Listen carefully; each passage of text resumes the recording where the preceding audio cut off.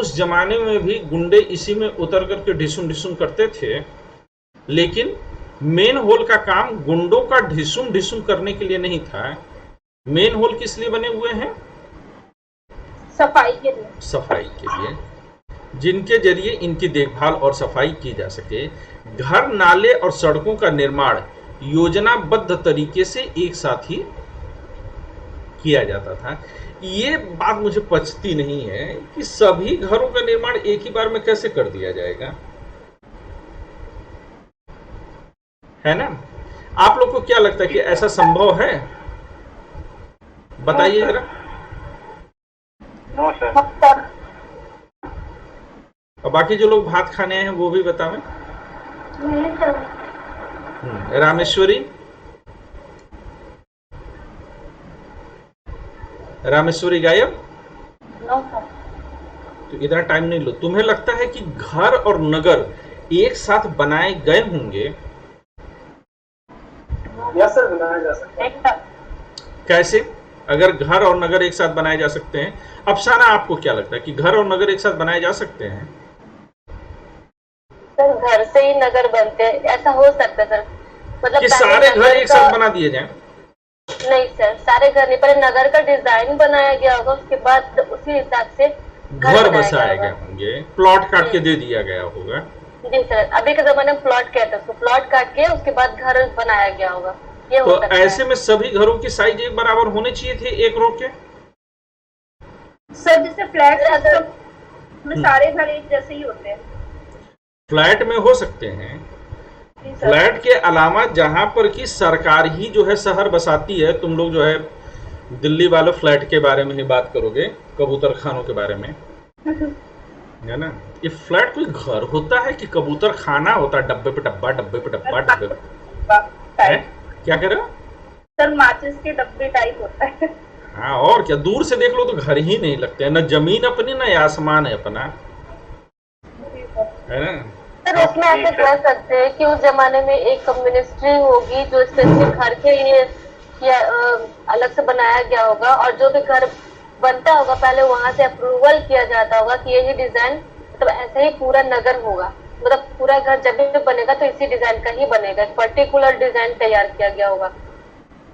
सूरज से मुखातिब हो कि सूरज इस मुद्दे पे कुछ कहना चाह रहे थे, है ना? विशिष्ट ज्ञानी है ये। सूरज के बारे में एक चीज याद रखिएगा आप लोग, सूरज सामान्य ज्ञान पर कभी भी बात नहीं करते। सूरज जब बात करते हैं तो विशिष्ट ज्ञान पर करते हैं, तो सूरज को सुनना रोचक हो सकता है।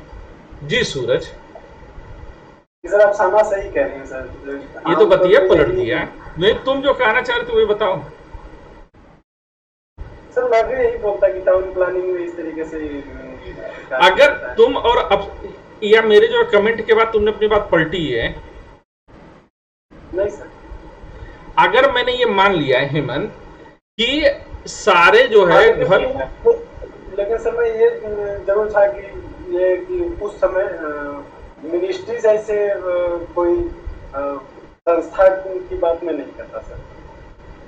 तो फिर कैसे संभव है? आज तो कभी मिनिस्ट्री जैसी संस्था होती है या फिर कोई इंस्टीट्यूशन बनाया जाता है, जैसे अभी बिना मिनिस्ट्री का संभव नहीं है सर जी। बिना मिनिस्ट्री का पूरे के पूरे नगर को एक ही तरह से ढालना संभव नहीं है।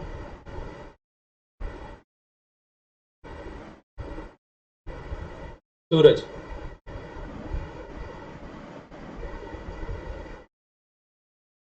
ढाला जा सकता है, वो तो नागरिकों पे निर्भर करता है कि वो अपने जो वहाँ रहने वाले हैं उन पे निर्भर करता है कि उनके पास संसाधन किस तरह से हैं और वो अपने संसाधन को किस तरह से खर्च करना चाहते हैं। सभी नागरिक एक तरह से नहीं सोच सकते।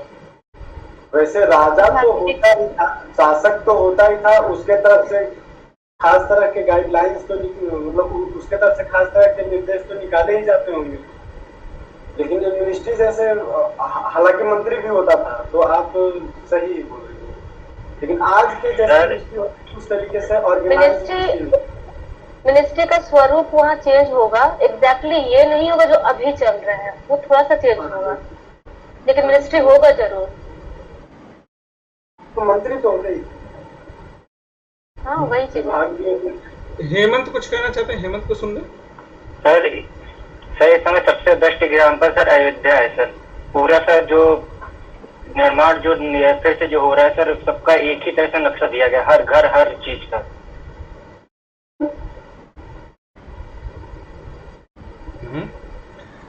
रामेश्वरी बिल्कुल खामोश है। रामेश्वरी तुम बोलो। जी सर, वो अब क्षमा जी ने बोला था ना मिनिस्ट्री होनी चाहिए, तो मिनिस्ट्री होगी तभी है वो शहरों का विकास सही तरीके से हो सकता है। वरना नागरिक तो क्या करते हैं कि मतलब ज्यादा से ज्यादा जमीन को अपने हिस्से में लेना है। रामेश्वरी आप कहाँ रहते हो? Sir Rajasthan sir. तो अगर नागरिकों को छोड़ दिया जाए तो खंबे से कटिया भी मारना शुरू कर देते हैं। क्या सर? बिजली का कटिया मारना शुरू कर देते हैं। कटिया नहीं समझती हो? नहीं। तुम्हारी जिंदगी में फिर स्वाद ही नहीं है। चोरी से बिजली जलाना हाँ सर। तो कटिया सिस्टम कहलाता है। धारवी आपको क्या लगता है इसमें?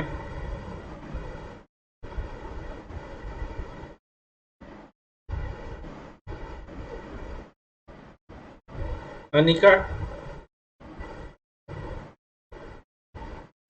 यही है ना कि वीडियो ऑफ हो तो कब कौन निकल जाए पता नहीं चलेगा। ठीक है। हाँ।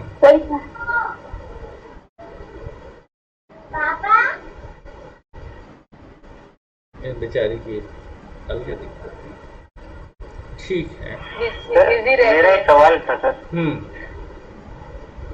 सर, क्या इंडस वैली सिविलाइजेशन को देखकर आज के सर नक्शे नहीं बनाए जाए, जैसे कि मेन हो, जैसे सर नाली हो गए, ये सब हो गए सर, ये सब आज के टाइम पे सर उन्हीं के नक्शों पे ही सर सब चल रहा है।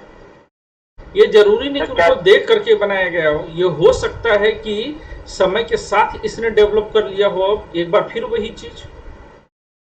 सर नो सर, क्योंकि इंडस वैली सिविलाइजेशन खत्म होने के बाद जैसे कि जो भी चीजें आई हैं सर, उस समय तो कुछ ऐसी चीजें थी नहीं, लेकिन जब सर इनका जब सर इसे ढूंढा गया है तब उसी के बाद ही सब मेन नालियां एंड तो फिर ब्रिटेन में भी जो है अगर आप जाएंगे तो ब्रिटेन में भी इस तरह का सिस्टम है नालियों वगैरह का। तो क्या ब्रिटेन में भी इंडस वैली सिविलाइजेशन को देखने के बाद ये प्लान किया गया है? इसके अलावा मैं आप लोग को बता दूं कि अभी आप लोग जिस तरह से बता रहे थे, जयपुर की पूरी सिटी प्लान्ड सिटी है। तो क्या जयपुर की सिटी में जो सबसे बेहतर नमूना सर इसका। हाँ, चंडीगढ़ भी, लेकिन चंडीगढ़ की जो प्लानिंग हुई है वो चंडीगढ़ की प्लानिंग कब हुई है? सिंधु घाटी सभ्यता की खुदाई के बाद, जैसा कि जो है हेमंत का है कि उसको देख करके किया होगा। लेकिन क्या जयपुर की भी प्लानिंग बहुत समय पहले, वहां पर भी इस तरह से नाले और मेन होल हैं, तो क्या जयपुर की भी प्लानिंग इसी सिंधु घाटी सभ्यता को देख करके की गई होगी? तब तो सिंधु घाटी सभ्यता की जानकारी ही नहीं थी। सर रूबरू मतलब कि एग्जैक्ट नहीं, लेकिन कुछ सर हिंट लेकर से वहां से। तो जब जानकारी ही नहीं थी तो हिंट कहां से लिए होंगे?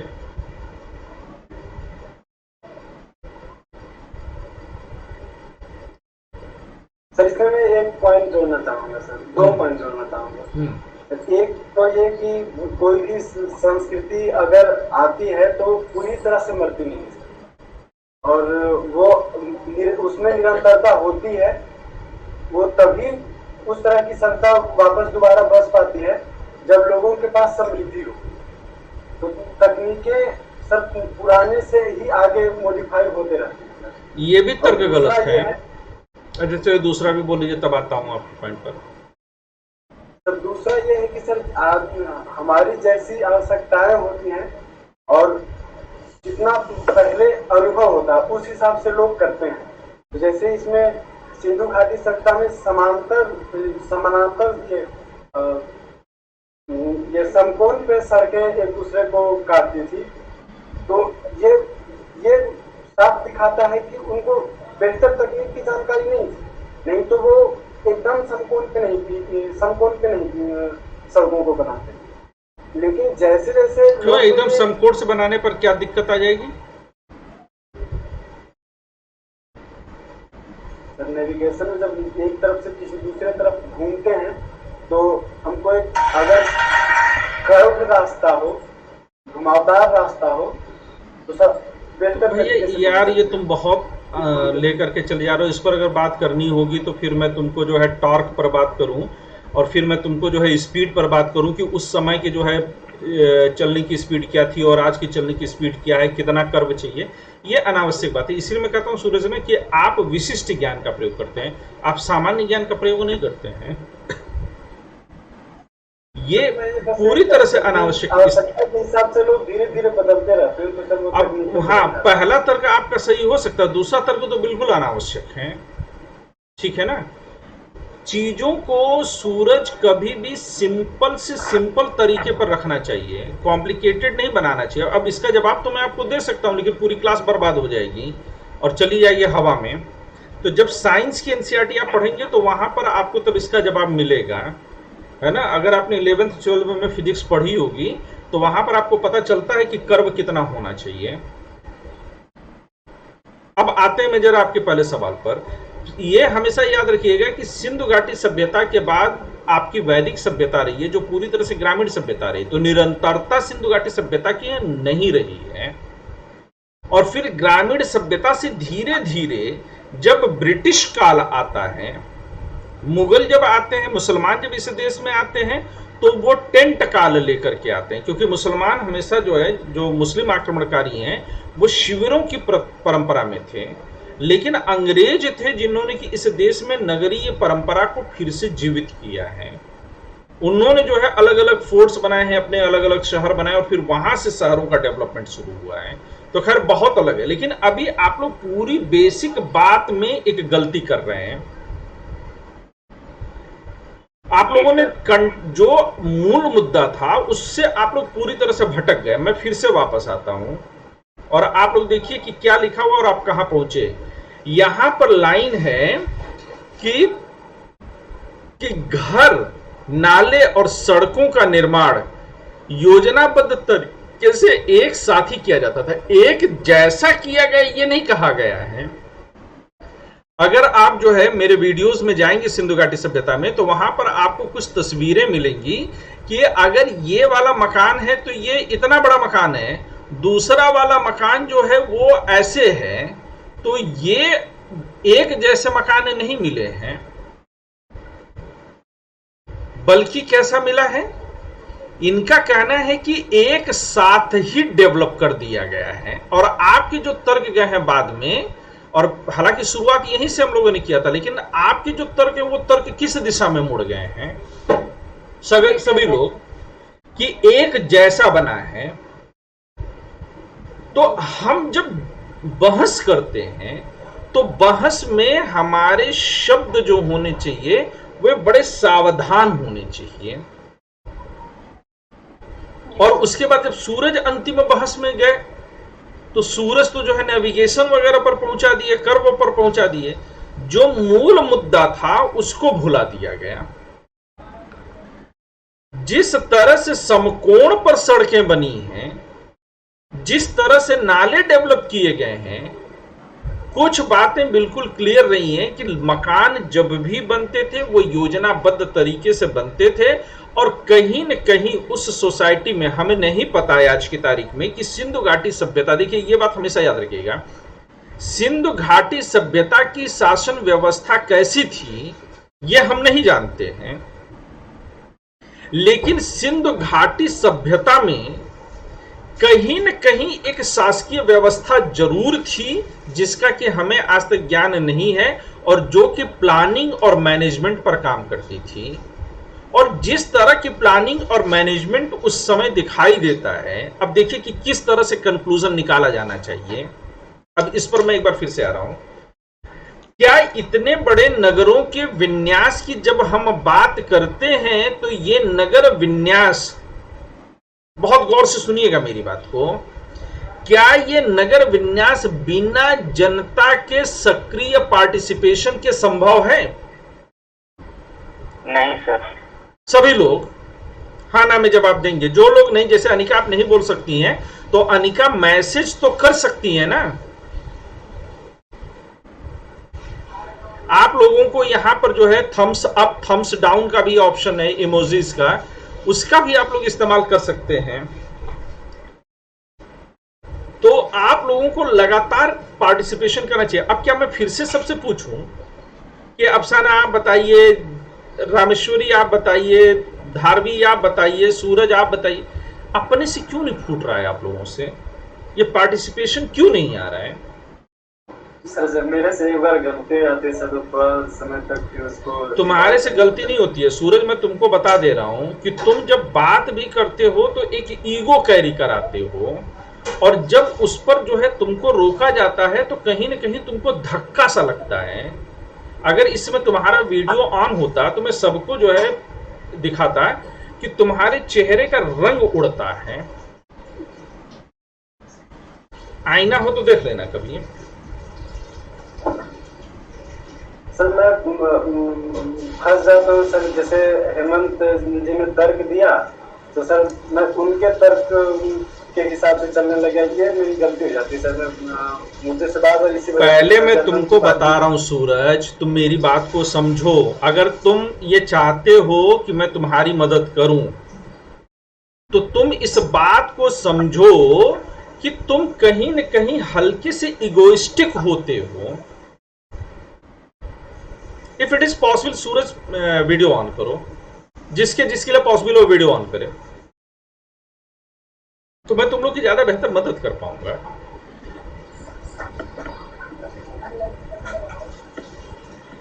तो वो जो चीजों को सीखने की प्रक्रिया होती है उसमें कहीं ना कहीं फिर नुकसान होता है ना। आप क्या करना चाहते हो? आप कहीं न कहीं अपने शब्दों के जरिए आप मतलब ये आपका सबकॉन्शियस माइंड इस तरह से काम करता है कि आप अपने आप को जितना ज्ञान है उसको उड़ेल देना चाहते हो। आप शुरुआत कॉम्प्लिकेटेड से करके तब सिंपल की तरफ आना चाहते हो। अच्छा, आप में से अगर किसी ने बीएड किया हो, किसी ने बीएड किया है क्या? जी सर मैंने किया। तो बीएड में जब पेडागॉजी आपको पढ़ाई गई होगी तो आपको बताया गया होगा कि चीजों को सरल से कॉम्प्लिकेटेड की तरफ ले जाते हैं, जी सर। है ना। सूरज ठीक इसका उल्टा कर देते हैं।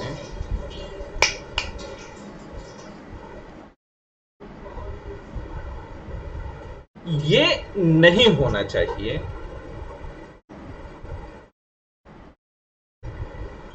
सर तो इसका मतलब कारण नहीं समझ आता हूँ सर। ये जब समझना शुरू करोगे कि तुम्हारे साथ ये दिक्कत होती है, इसको एक्सेप्ट करोगे तो ही देखो, you are very brilliant student. तुमने न जाने कितने एग्जाम क्रैक किए हैं। लोग एक सरकारी नौकरी पाने के लिए तरसते हैं, तुमने न जाने कितने सरकारी नौकरी छोड़ दिए हैं, है ना। लोगों ने जितनी किताबें मूल रूप से नहीं पढ़ी होंगी उतनी बार तो तुमने इस्तीफा लिख दिया है।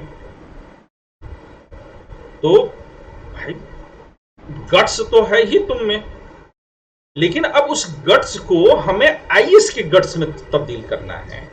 तो what we need to do, we must accept where is your strength and where is your weakness. भाई एक चाय पिलाओ।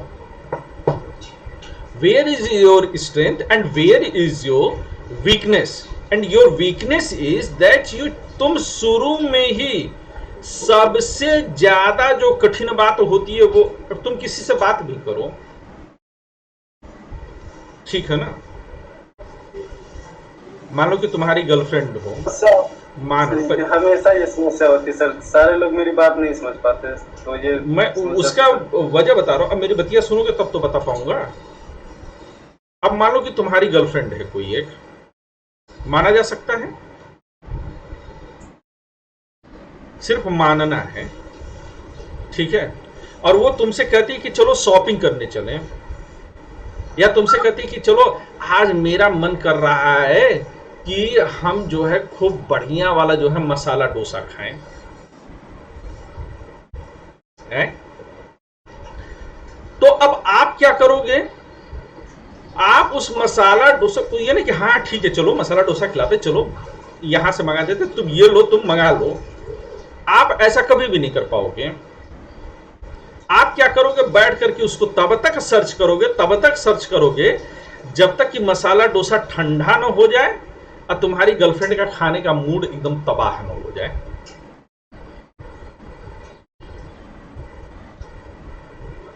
सही बोल रहा हूं सूरज? सर ये होता है सर। है ना? ये क्यों होता है? क्योंकि आप ये नहीं समझ पाते हो, आप उसको सबसे जटिल साइड से, अच्छा ये एक्शन, वो चीज, ये चीज, अब इसका विवरण पढ़ लूं, अब उसका विवरण पढ़ लूं, उतनी देर में हनुमान लंका में आग लगा के निकल जाएंगे।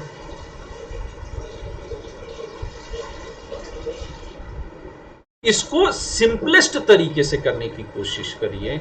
आप ये समझ, ये जब आप मान लेंगे कि आपके साथ ये दिक्कत होती है, तो अगली बार गर्लफ्रेंड के डोसा मंगवाने से पहले उसको खिला दीजिएगा।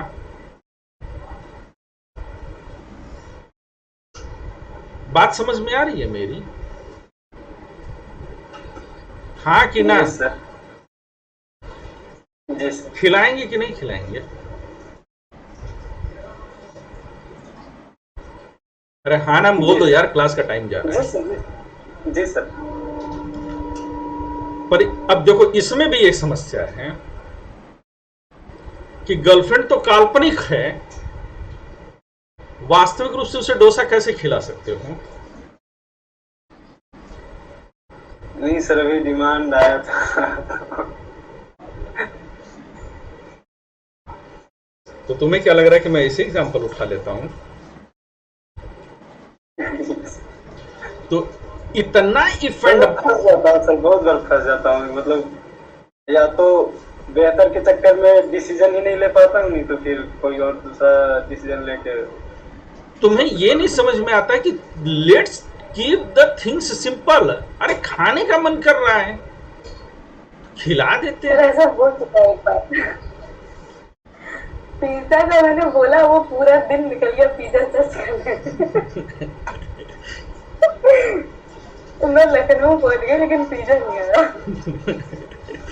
ठीक है, चलो, that's a different thing. But इसमें प्रॉब्लम क्या? अच्छा एक चीज, सूरज आप मेरे साथ रहे हो, आप देखो कि अगर मुझे कोई चीज करनी होती है ना, तो मैं बहुत जोर नहीं देता हूँ। खाना है, चलो खा लो। तुम्हें यहाँ का पसंद है, यहाँ का खा लो। मुझे यहाँ का अच्छा लगता है, अच्छा तुम्हें नहीं लगता, भाड़ में जाए, नहीं अच्छा लगता। Let's keep the things simple यार। आंसर राइटिंग भी जब तुम करते हो, तो तुम्हारी आंसर राइटिंग की भी दिक्कत यही है, पिज्जा वाली। इतना तुम अपनी आंसर राइटिंग में मसाला ठूंसने की कोशिश करते हो कि आंसर ही गायब हो जाता है, राइटिंग ही राइटिंग बचती है। और तुम्हारे पिछले आंसर राइटिंग्स में मैं ये चीज ढूंढी है। तो यू हैव टू कीप, तुम्हें हृदय से सरल बनना पड़ेगा। तुम्हारा दिमाग बहुत एक्टिव है। प्रेम करना सीखो जीवन में,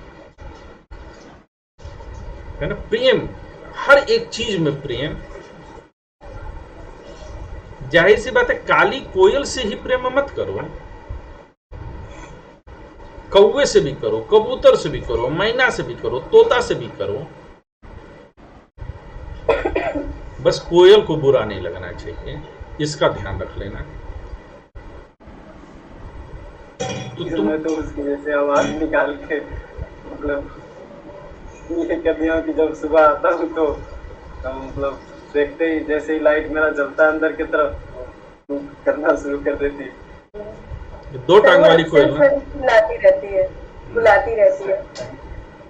ठीक है। अच्छा, हम लोग सिंधु घाटी सभ्यता पर आए हैं, सूरज घाटी सभ्यता पे नहीं जाएंगे अब, इससे ज्यादा। बट सूरज, कुल मिलाकर के ये आप सब लोगों के लिए है कि आपको करना क्या है। You have to keep the things in the simplest form, even in your answer writing. जैसे आज प्रीति की आंसर राइटिंग मैंने चेक किया, तो प्रीति की आंसर राइटिंग में भी मैंने यही बोला, keep the things in the simplest form. If you are not doing so, तो जब इन्होंने भूमिका लिखने की कोशिश की, अब देखो समझने की कोशिश करिएगा सभी लोग, जब इन्होंने भूमिका लिखी तो भूमिका में इन्होंने जो है ये दिखाने की कोशिश की कि मैं जितना जानती हूं सब उड़ेल दूं। इनको ये नहीं था कि मैंने बोला है कि भूमिका में आपको क्या लिखना है, जितना चाहिए बस वही 4 शब्द लिख करके हट जाइए। जो डिमांड ऑफ द क्वेश्चन है कि पिज्जा बोला तो उठाओ जोमेटो स्विगी ऑर्डर कर दो। ये नहीं कि अब पिज्जा जो है आया तो उसमें ये वाला ऐसा वाला तैसा वाला। अच्छा ईमानदारी से बताना, कभी तुम लोगों ने मुझे ऐसा करते हुए देखा है कि इन सब मामलों में मैं पूरा सरेंडर। अब मुझसे पूछ लोगे पिज्जा का रासायनिक फार्मूला तो मैं वो भी बता दूं तुम्हें। मुझे आता बहुत कुछ है पर मैं बताता कितना हूं ये इस पर निर्भर करता है। ठीक है ना। इस समय जिनके कैमरे नहीं आने उनके भी दिमाग में क्या चल रहा हो तो मैं बता दूं। जैसे एनी के दिमाग में चल रहा है कि सर कितना और पकाओगे, थोड़ा सा तो पढ़ा दो। एग्जैक्टली मैं बोल रहा हूं, इसके दिमाग में यही चल रहा है। तो I want to help you guys and you must remember. ठीक है ना, आगे बढ़े इससे पहले कि रामेश्वरी के सब्र का बांध टूट जाए। अब उसका पेशेंस धीरे धीरे जवाब दे रहा है। सही बोल रहा हूं ना रामेश्वरी? मुंडी ऐसे हिलाओ। हाँ, अरे लाल मेरे। ठीक है, तो अब ये यहां पर शब्द क्या था जहां से कि हम लोग टहल गए? घर, नाले और सड़कों का निर्माण योजनाबद्ध तरीके से एक साथ किया जाता था। तो घर, नाला और सड़क, इनका निर्माण एक साथ किया जाता था। इस लाइन में डिस्कस है इनकी योजनाएं, इनको योजनाबद्ध तरीके से तैयार किया जाता था या इनकी योजना एक बार में तैयार कर ली जाती थी। लेकिन इन सबका निर्माण एक बार में ही किया गया है, ये गलत बात है। तो थोड़ा सा लैंग्वेज की डिफिकल्टी है यहां पर। क्लियरिटी है सबको? अब ये ईंट देखिएगा, ईंटों का साइज देखिएगा, ये सीढ़ियों की चौड़ाई देखिए। आज की तारीख में इतनी चौड़ी सीढ़ियां तो कहीं नहीं मिलेंगी। और ये भी देखिए कैसे स्टेप पर स्टेप रख करके इनको तैयार किया गया है ना? जी सर। अब नगरीय जीवन, हड़प्पा के नगरों में बड़ी हलचल रहा करती होगी। अब अगर इसको पूरा जो है आपने हड़प्पा सभ्यता पढ़ी तो एक जो है मोहनजोदाड़ो करके मूवी बनी है। तो मैं आप लोग से गुजारिश करूंगा कि वो मोहनजोदाड़ो मूवी भी देख डालो आप लोग।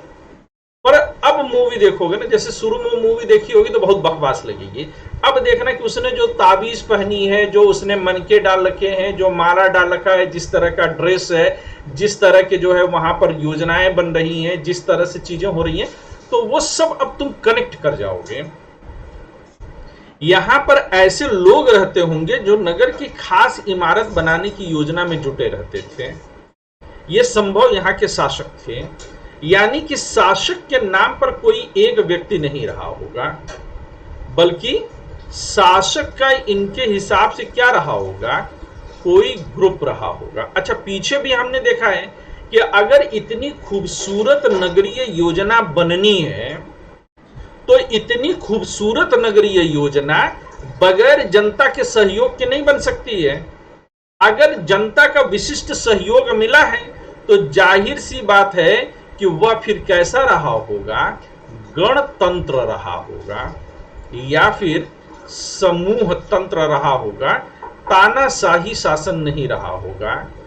क्या हम ऐसा मान सकते हैं कि यह तब संभव रहा होगा जब रात को 8 बजे कोई टीवी पर आकर के बोलता होगा, मेरे प्यारे सिंधु घाटी सभ्यता के वासियों, आज रात 8 बजे से आप सबके मकान इस रंग के रंग दिए जाएंगे। इज दैट पॉसिबल कि तब जनता उनको सहयोग करेगी, या जब शासन के ये निर्णय, ये योजनाओं के निर्णय एक साथ लिए जा रहे हो तब?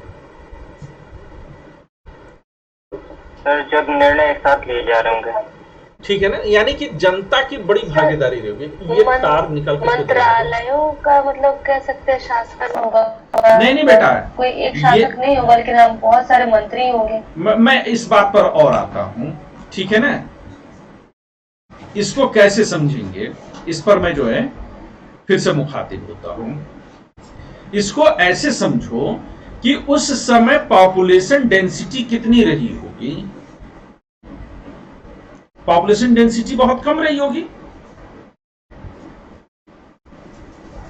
ठीक बात है सर। इसके बारे में जैसे पढ़ा जाता है तो पॉपुलेशन डेंसिटी कम नहीं थी सर, काफी ज्यादा थी, क्योंकि बहुत ज्यादा विस्तृत था।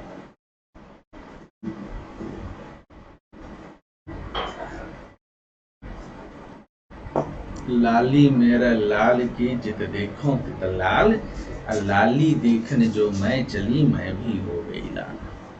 हैं? चलो तुम्हारे सवाल का पॉपुलेशन ज्यादा रहा है या पॉपुलेशन डेंसिटी ज्यादा रही होगी। खेतों के आकार बड़े बड़े हैं, सुन मेरी बात, मकान बड़े बड़े हैं, सड़कें जो है चौड़ी चौड़ी हैं। गलत समझ लेते हैं। हाँ, तो ये कब संभव, रामेश्वरी तुम कनेक्ट नहीं कर रही हो बात को। तुम समझी कि अफसाना ने क्या बोला और मैंने उसकी इस चीज का जवाब दिया। हाँ सर, जनसंख्या का बोल रहे थे ये, और आप तो मैंने उस चीज को कैसे काउंटर किया कि जनसंख्या घनत्व तो इतनी नहीं रही होगी। मतलब जैसे खेतों का आकार और घरों का मतलब आकार बड़ा होगा तो इसका मतलब ये कि सर ऐसा क्यों हम मान करके चल सकते हैं, इसका कोई एग्जांपल बताओ।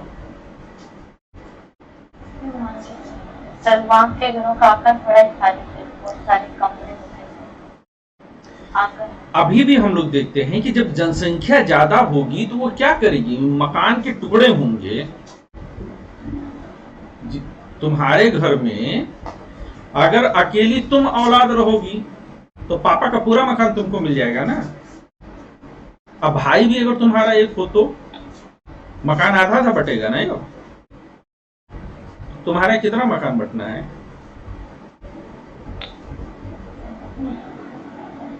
तुम नहीं बट पाओगी, अच्छी लड़की हो, ठीक है। तो जितनी पॉपुलेशन डेंसिटी होगी, जहां जिस एरिया में भी पॉपुलेशन डेंसिटी ज्यादा होती है वहां के मकान बहुत छोटे छोटे होते हैं। Is that okay? आज भी दिल्ली में ही चल करके देख लीजिए, दिल्ली का वो इलाका जहां पर कि लोग कम घनत्व में बसे हुए हैं, वहां पर 3 BHK का बड़ा वाला मकान सस्ते दर में मिल जाएगा और वहां पर बड़े बड़े मकान बनाए जा रहे हैं। लेकिन जहां पर पॉपुलेशन डेंसिटी बस गई है, कायदे की बस गई है, वहां पर डब्बे पे डब्बा, डब्बे पे डब्बा, डब्बे पे डब्बा और एक एक दो दो कमरे के मकान, और मकान बहुत महंगे हो गए हैं। हो रहा है कि नहीं हो रहा है? जी सर। तो पॉपुलेशन डेंसिटी संसाधन के ऊपर दबाव बढ़ाती है, क्योंकि सिंधु घाटी सभ्यता के समय में संसाधन पर्याप्त मात्रा में थे। अगर पर्याप्त मात्रा में ना होते तो सिंधु घाटी सभ्यता इतनी उन्नत सभ्यता ना होती। बिल्कुल है ना, इतना फैल के लोग थे तो इसका मतलब कि कम लोग थे। क्योंकि वो नगरीय शासन, मतलब वहाँ पे नगरीय शासन चलता था तो वहाँ व्यापार भी होता था ना सर। सर यही तो मेन मुद्दा, यही हम ये बोलना चाह रहे थे कि वहाँ पे मंत्रालय चलता होगा व्यापार के लिए अलग। धीरे धीरे मुद्दे पे आवे ना, जी। ऐसे एक में मत खुदा, पहले एक तो तय हो जाए ना कि जो तुमने पॉपुलेशन डेंसिटी की, देखो एक एक बात को अंदर। अच्छा, खाना खाते हो तो मुंह ऐसा खाते हो, या खाना तब मजा देता है जब आहिस्ता आहिस्ता बैठ करके खाते हैं। हमारी तो एक स्टूडेंट ऐसी है कि उसको आप पार्टी में बुला लो, 4 लाइन में लोग खाकर के उड़ जाएंगे, वो खाती रहेगी खाती रहेगी। उसको अपना नॉर्मल खाना खाने में 45 से 50 मिनट का समय लगता है, पर स्वाद मिलता है। अच्छा, वो कितना भी खा ले उसके शरीर को नहीं लगेगा। सर मैं भी ऐसे ही करती हूँ, मुझे भी ढिला बोलते हैं खाते ना। हिंदी बोल ले, वरना पंजाबी केवल मैं और तू समझेंगे, बाकी सब क्लास जो है समझेगा कि सर ने जो है कुछ पढ़ा दिया जंतर मंतर। बहुत काम तो करती है इस मामले में कि मैं खाना बहुत स्लो खाती हूँ। सब लोग अच्छा खा भी करती है। लेते हैं और मैं अकेली बची हूँ। हाँ ठीक, अच्छा खाती है, लेकिन अब खाने से बाहर निकले, ठीक है। तो इसी तरह से जब किसी पॉइंट को समझना भी हो तो धीरे धीरे ग्रहण करो। हम लोग की क्लासेस बहुत स्लो चलती हैं, उसके पीछे की वजह यह है कि मैं एक एक पॉइंट को मैं चाहता हूं कि ग्रास्प करो, अंडरस्टैंडिंग डेवलप करो। सिलेबस में एक शेर है मेरा लिखा हुआ कि सिर्फ सिलेबस खत्म करना मेरा मकसद नहीं, सिर्फ सिलेबस खत्म करना मेरा मकसद नहीं, मेरी कोशिश है कि सिलेक्शन भी होना चाहिए। बढ़िया शेर है ना। तो सिलेबस खत्म कर देने से कोई नतीजा नहीं मिलेगा, सिलेक्शन होना चाहिए। तो अभी हम लोगों ने क्या तय किया था? हम लोगों ने तय किया कि पॉपुलेशन कम है, अफसाना। अब अगर पॉपुलेशन कम है तो जनता का एक साथ, मतलब कि जनता का एक वर्ग, अब यहीं पर और समझना कि जनता दो तरीके से वोट कर सकती है। एक तो जनता में सभी लोग मिलकर के वोट कर दें, 100 लोग हैं, 100 के 100 वोट कर दें, या 100 में से 25-30 लोग जो विशिष्ट स्थान है वो लोग मिलकर के वोट करके निर्णय ले लें। इसे कुलीन तंत्र बोलते हैं। इसे कौन सा तंत्र बोलते हैं? कुलीन तंत्र। कुलीन तंत्र। इंग्लिश में इसको क्या बोलते हैं? एरिस्टोक्रेसी। क्या बोलते हैं? एरिस्टोक्रेसी। तो अब इस एरिस्टोक्रेसी में क्या होता है कि अब सिंधु घाटी सभ्यता क्या रही होगी कि जो सभ्यता बसी हुई थी, नगर बसा हुआ था, वो नगर कैसे बसा हुआ था? नगर का एक हिस्सा, पश्चिमी हिस्सा अमीर लोगों का और पूर्वी हिस्सा गरीब लोगों का था। तो मुझे जो मेरा अनुमान है और जिससे कि काफी इतिहासकार सहमत हो सकते हैं कि यह जो अमीर वर्ग था ये एक साथ बैठ करके निर्णय लेता था जो इनको एप्लीकेबल होता था, परंतु यह एक व्यक्ति का शासन नहीं था, यह कई विशिष्ट लोगों का शासन था, सामूहिक शासन था। पर इसे यह नहीं मान सकते कि 100 के 100 का शासन था, क्योंकि अगर 100 के 100 का शासन होता ना तो जो नगरों का बंटवारा इतना क्लियर कट दिखाई देता है वो नगरों का बंटवारा इतना क्लियर कट होता नहीं। ये बात सबकी समझ में आ रही है ना? ये this should not be this much clear. दोनों दरवाजे खोल दो। ये इतना क्लियरिटी के साथ नहीं आती। क्या आप लोगों को इस बात से आप एग्री कर पा रहे हो? ये कॉन्सेप्ट समझ में आ रही कि किस तरह से मैं सामूहिक तंत्र पर जा रहा हूं? Yes sir, yes sir. ठीक है ना? यही चीज पढ़नी है आप लोगों को। केवल अगर आप ये पढ़िए कि सिंधु घाटी सभ्यता में नगरीय तंत्र था, जो है शासन की पद्धति क्लियर नहीं थी, तो बात नहीं बचेगी जब तक आप ये बताने की स्थिति में नहीं आइए कि सिंधु घाटी सभ्यता को नगरीय सभ्यता क्यों कहते थे। और पढ़ करके मत बताइए, आंख के आगे सब कुछ नाच जाना चाहिए, तब आप मान करके चलिए कि आपने पढ़ाई की है। और ये हमेशा याद रखिएगा, अपने जीवन में एक घमंड लेकर के चलिएगा कि इस धरती पर 7 अरब से ज्यादा लोग हैं, पर आप चंद लोगों को ही आईएएस मार्गदर्शक आशीष सर का सानिध्य है। एक गुरु होने का गुरूर तो होना चाहिए ना, कि नहीं होना चाहिए? सर होना चाहिए सर। तो जब भी आप कहीं पर बात करिए तो आपकी बात में उतनी स्पष्टता होनी चाहिए। देखिए, निष्कर्ष पर मैं भी आ रहा हूं, पर मैं धीरे धीरे स्टेप दर स्टेप आ रहा हूं। क्या मैंने बिल्कुल से कॉम्प्लिकेटेड होने की कोशिश की? नहीं किया ना? नहीं सर। एक एक पॉइंट को मैं लेकर के धीरे धीरे गढ़ता हुआ आगे बढ़ रहा हूं। अब सोचिए कि इतनी अंडरस्टैंडिंग लेकर के जब आप सिविल सर्विसेज एग्जामिनेशन में बैठिए, अरे मारिए गोली, आप नेट जेआरएफ बैठ जाइए हिस्ट्री में, आपको फेल नहीं कर सकते।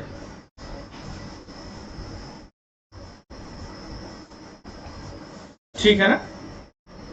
तो बी 100% श्योर कि आप, अच्छा ये मैं हिस्ट्री में पढ़ने की कला बता रहा हूं, यही कला आपको अदर सब्जेक्ट्स में भी एडॉप्ट करना होगा। आप कभी भी जिंदगी में किसी भी एग्जाम में फेल नहीं करेंगे। आप खुद के मार्गदर्शक बन जाएं।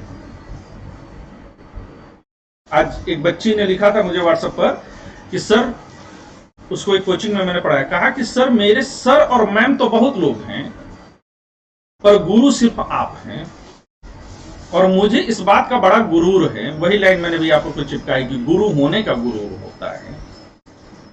कृष्ण को भी गुरूर है गुरु होने का, कृष्ण को भगवान होने का गुरूर नहीं है।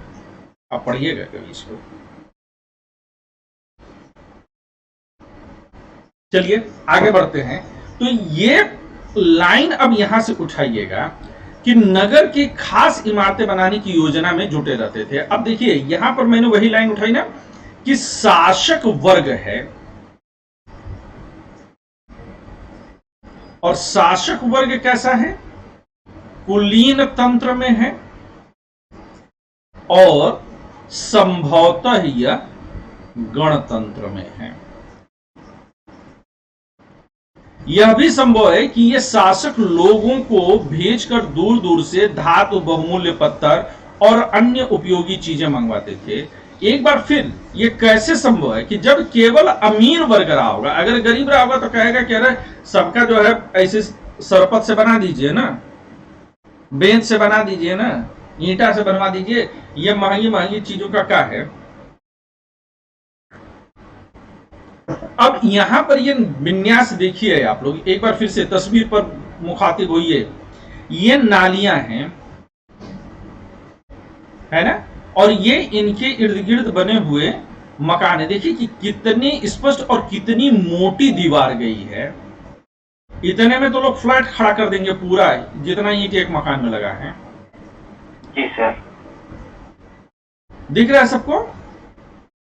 ये आप लेन देखिए, और आज भी ये ईंटें सुरक्षित हैं। इन ईंटों को देखिए, ये फोटो आज से 25 साल पहले ली गई हैं और कितने साल पुरानी है? आज से तकरीबन 5000 साल पहले ये ईंटें बनी हैं। शायद शासक लोग खूबसूरत बनकों तथा सोने चांदी से बने आभूषणों जैसी कीमती चीजों को अपने पास रखते होंगे। इन नगरों में लिपिक भी होते थे। अब जो मिनिस्ट्री वाली बात आ रही है अफसाना की, तो हम मिनिस्ट्री तो नहीं बोल सकते हैं, पर हम ये जरूर कह सकते हैं कि डिपार्टमेंटल सिस्टम जरूर कुछ रहा होगा, है ना। जो मोहरों पर तो लिखते ही थे, शायद अन्य चीजों पर भी लिखते होंगे जो अब बच नहीं पाई हैं। पता नहीं बच पाई है या नहीं बच पाई है। क्यों? क्योंकि जितना सिंधु घाटी सभ्यता का अब तक इतिहास पता चला है, उसका हमारे पास उत्खनन कितने % हुआ है?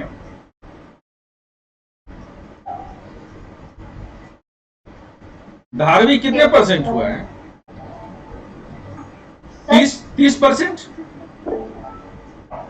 है ना धारवी? क्या बोला आपने? तो दोबारा क्या बोला? हमने ये बोला हालचाल ठीक है बेटा, खाना वाना बन गया? नहीं तो आज मैं नहीं बनाऊंगी। ठीक है, चलो आगे बढ़े हम फिर।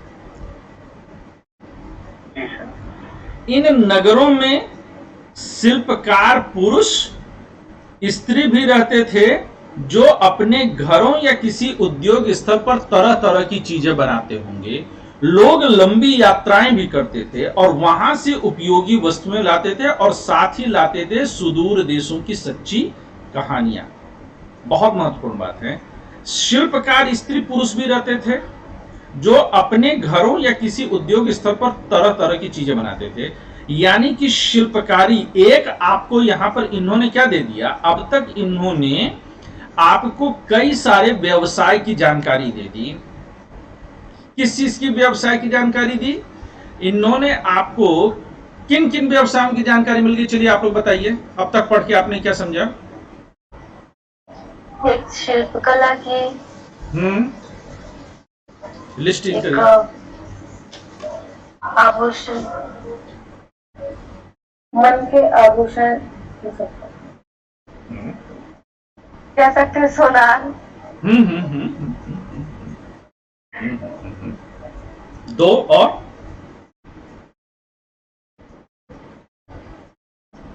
सर वो पेज रहने दीजिए ना, उससे देख के बताइए, वो हटा try to collect, activate your mind. भवन निर्माण करने वाले राजगीर लोग रहे होंगे। Very good. और कौन से लोग रहे होंगे? व्यापारी। व्यापारी? कैसे व्यापारी का जिक्र कहां से आ गया? कृषि का जिक्र कहीं अब तक आया? अब तक कहीं पर कृषि का जिक्र आया है? नहीं सर, व्यापार का है सर, व्यापारी भी हो सकता है। सोना एंड सर, जैसे कि अलग अलग मूर्तिकार हो गए तो सर व्यापारी भी हो सकते हैं। फिर सर वो क्या होता है जो कहानी कहते हैं, अलग अलग जगह की सच्ची घटनाएं बताते हैं, तो वो व्यापारियों के माध्यम से ही आए होंगे। सुदूर देशों से व्यापार हुआ है। और क्या मिल गया आप लोगों को? चलिए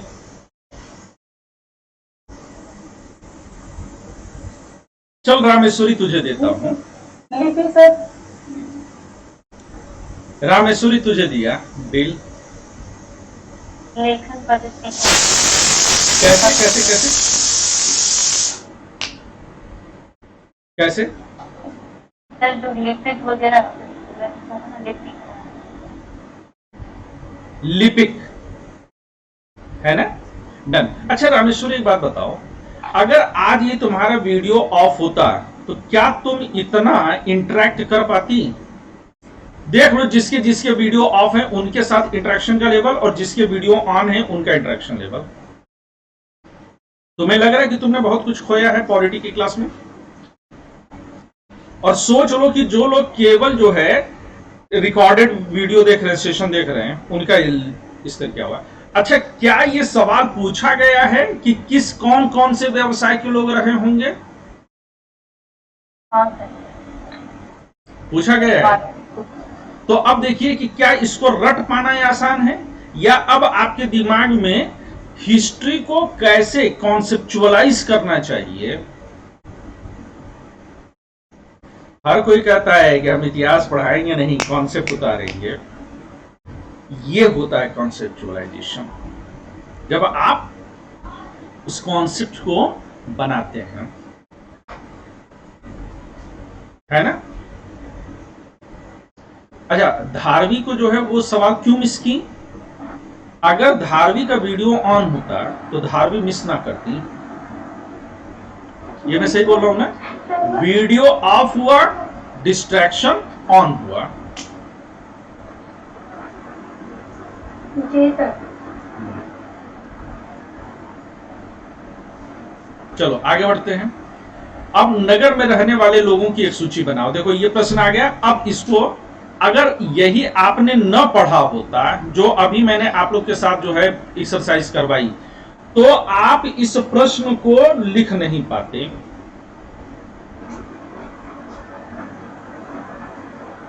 नहीं लिख पाते ना? नहीं सर। तब सोचिए इसके लिए आप क्या क्या आंसर ढूंढने की कोशिश करते हैं, और अब आपका आंसर क्या बनेगा।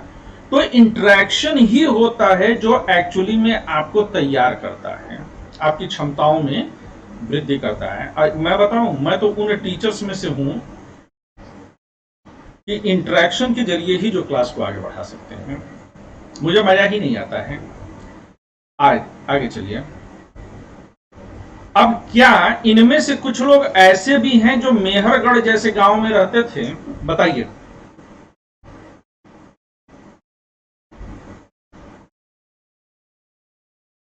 उत्तर दीजिए। अभी तक जितने जैसे व्यवसाय ये सब का जिक्र है सर, तो इसमें सिर्फ एक खिलौना जो है सर, खिलौना बनाने वाले गांव में रह सकते हैं। बाकी कोई मेहरगढ़ वो पहले पढ़ रखा है, उसके हिसाब से इसका उत्तर देंगे।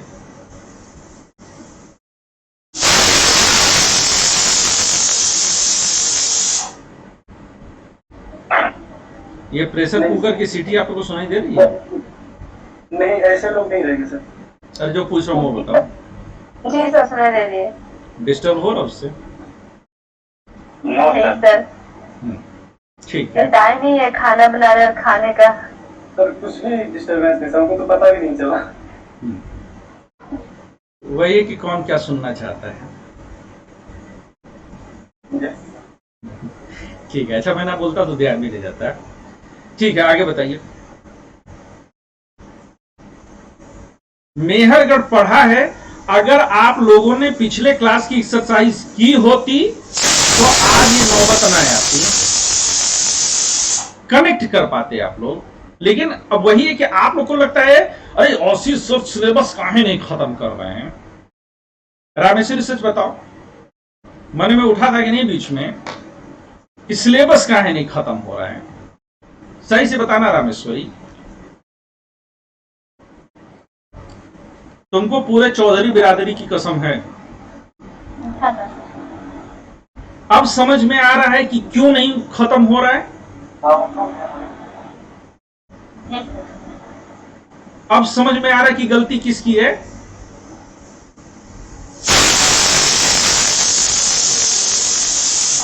तो मैं आप लोगों को फिर से एक मौका दे रहा हूं। आज कल पूरा सिलेबस खत्म करके जितना पढ़ाया वो उसको करके उसकी एक्सरसाइज करके आइए, तभी आप क्लास में आगे बढ़ पाएंगे। अदरवाइज आप क्लास में आगे नहीं बढ़ पाएंगे। ठीक है ना?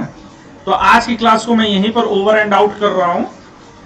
कल फिर हम लोग क्लास में बैठेंगे। कल हो सकता है कि दोपहर में, मैं अभी वादा नहीं कर रहा हूं, कि एस्से राइटिंग पर एक क्लास करेंगे। जो एस्से करवाया था कम से कम उसको चेक सबका जरूर करेंगे। All good? तो कल सभी लोग पूरा तैयार होकर के तब आइए क्लास में, वरना क्लास 6 वाला जवाब दे दीजिए। पिछली क्लास पढ़ के आओ, आंसर करके आओ, तो अपने आप मिलेगा। मेरे दे देने से क्या मिलेगा? ये तो पीछे क्लास में पढ़ाया गया है ना। और ये किससे उम्मीद की जा रही है कि इस सवाल का जवाब दे दे? ये उम्मीद किससे की गई है यहां पर कि कौन जवाब दे दे?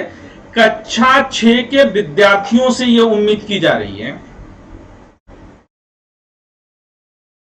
और आप लोग ग्रेजुएट और पोस्ट ग्रेजुएट होकर के इस सवाल का जवाब नहीं दे पा रहे हैं। सोचिए कि आपका मानसिक स्तर कहां पर है। आप में से किसी के पास पानी की बोतल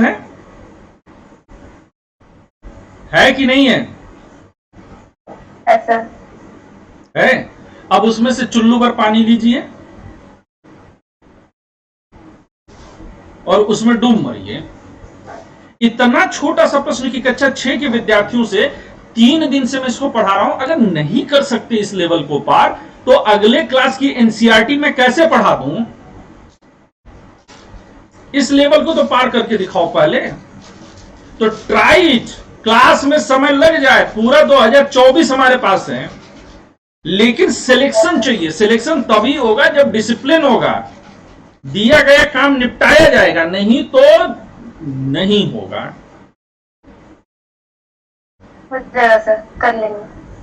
करके दिखाइए। कल आइए आप लोग, और जितना ज्यादा आप लोग तैयार होकर के आएंगे ना, उतना मजा आएगा करने में। मैंने कितनी बार कहा कि जो भी वीडियो देखिए, हर वीडियो पर कम से कम 50, 60, 100 शब्दों में कमेंट्स लिखिए। आप उठा करके देखिए पॉलिटी की वीडियो, ज्यादातर स्टूडेंट्स ने कमेंट्स लिखे हैं। पर आप लोग न जाने कौन से जो है मिट्टी के पैदा हुए हैं। Do it everyone. अगर आप चाहते हो कि आप पक्का आईएएस बनो, तो do watch ever I am telling you. सब लोग करेंगे, हाँ या ना? जी सर, करेंगे। जी सर। सूरज और प्रीति नहीं करेंगे। बोलो सर, हमने अभी करेंगे। मैं एक्सप्रेस कर रहा हूँ सर, क्या ओके, डन। चलिए फिर हम लोग की मुलाकात होती है कल सुबह 8:30 बजे फिलॉसफी की क्लास में। और एक चीज और, आपके जानने में बहुत सारे बच्चे इस साल 12वीं पास हुए होंगे, अगर वह आर्ट साइड को लेकर के पढ़ रहे हैं तो काइंडली उनको बोलिए समाज में इतना भलाई आप कर सकते हैं कि उन सभी को बोलिए कि एक सब्जेक्ट वो फिलॉसफी जरूर पढ़ें। जिसने फिलॉसफी नहीं पढ़ी उसका जीवन तबाह है। आज ये जो सोशल मीडिया के जोर में लोग बैठे हुए हैं ना, they can not think it is because कि उन्होंने फिलॉसफी नहीं पढ़ी है। फिलॉसफी ही केवल आज की सोशल मीडिया से आपको बचा सकती है। आईआईटी नहीं बचा सकती, मैथ्स नहीं बचा सकता, फिजिक्स नहीं बचा सकता, केमिस्ट्री, साइकोलॉजी कोई नहीं बचा सकता। अगर आज की तारीख में सोशल मीडिया के दुष्प्रभाव से कोई बचा सकता है, कोई कवच है, तो that is only the philosophy. तो काइंडली अधिक से अधिक बच्चों को फिलॉसफी लेने के लिए प्रमोट करिए। यहां पर यूपीएससी में ऑप्शनल के तौर पर नहीं बोल रहा हूं, बीए में एक सब्जेक्ट के तौर पर। Rameshwari getting my point? समाज का कुछ तो भला करना चाहते हो ना अपने स्टैंडर्ड से आप सभी लोग। हमारे तो लगता है सर कि वही आर्ट्स लेता है जिसको पढ़ना नहीं होता है, जिसको पढ़ना होता है वो सारे लोग साइंस स्ट्रीम में जाते हैं। ये पता नहीं किस तरह का। अरे जितना कर सकते हो उतना करो, जो नहीं भी पढ़ना चाहता उसको भी कहो कि फिलॉसफी लेकर के पढ़ ले। Is that okay? चलो, तो कल सुबह 8:30